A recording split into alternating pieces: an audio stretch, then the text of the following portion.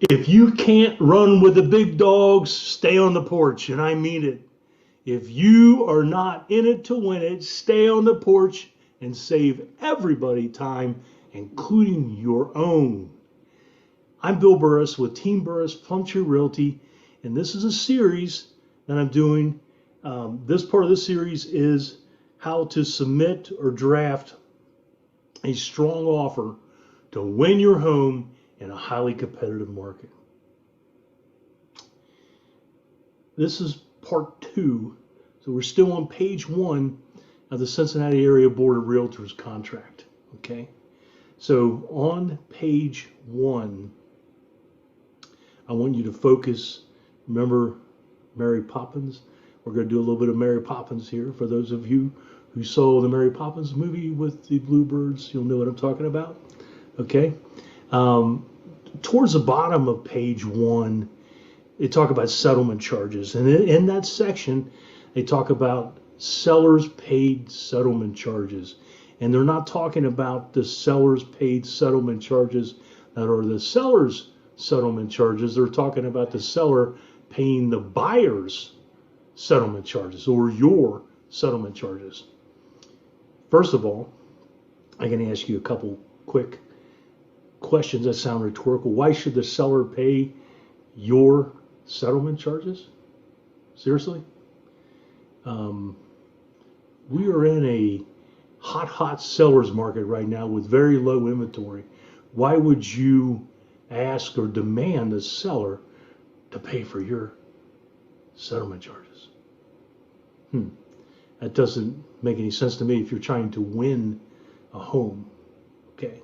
So the one question I ask my buyers when I'm working with them is, hey, listen, can you afford to pay your closing costs, or do you need to finance them?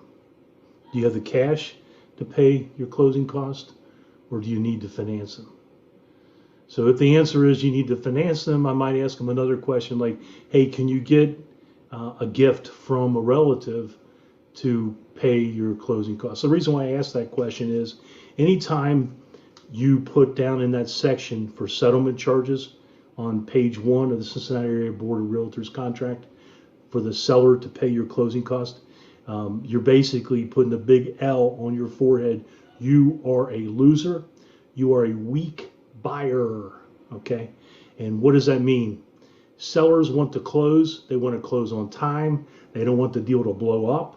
Okay. So if you're asking or begging or demanding for that seller to pay your closing cost, you cannot come across as a strong buyer.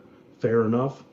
So you're better off, if you cannot afford to pay your closing cost, borrowing money from a friend or have a gift of funds from a relative, and then that way you could put 0 down there that you're not asking for the seller to pay a dime. Oh, by the way, just to blow that myth out of the water, even despite what the Cincinnati Area Board of Realtors contract says, the seller never pays your closing cost. That's right, I said it. Despite what your friends and relatives and coworkers say, the seller never paid their closing costs either. Okay. I'm going to get into that a little bit here. I might as well get into it right now. So when you go and put an offer in and you ask the seller to pay your closing costs, first of all, you're diluting the offer. So if your offer is $300,000 and you're asking for, say, $6,000 seller paid closing cost, your offer is no longer $300,000, it's $294,000. So that's, you just diluted your offer by $6,000 to $294,000. You reduced the seller's net. In the seller's mind and in the listing agent's mind, it's all about the net. It's all about that net, about that net. Did you guys ever hear that song? Anyway, so what you want to do is put an offer in with no seller's concessions or no seller's paid settlement charges on page 1. It'll make you look weak. It'll make you look like a loser. And the seller wants to go with winners. They want that closing to happen. They don't want it to blow up at the end because they're dealing with a weak buyer. If a buyer cannot afford to pay their own closing costs, maybe they can't afford the house either. Okay. So a question that I always ask my buyers is simply, do you need to finance? Okay. And the reason why I say it like that is, when does the seller pay your closing cost?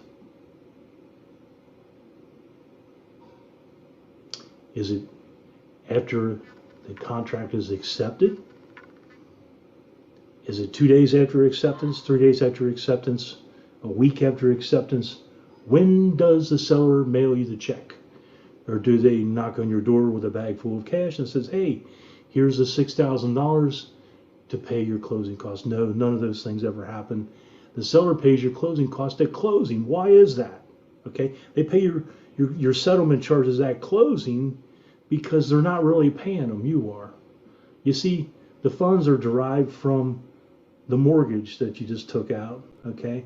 The bank has wired the money to the escrow agent, title company, and they're going to disperse that money. So on a $300,000 sale, you ask the seller to pay $6,000 of closing costs. They take the $6,000 out of the $300,000, reducing the seller's net by $6,000.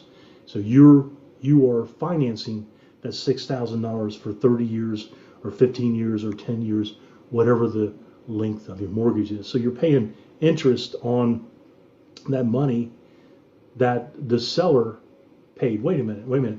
If the seller paid the closing costs, why are you paying interest on it? You see my point? So the seller isn't paying your closing costs. You are, and to prove that, you're paying interest on that every single month. Okay?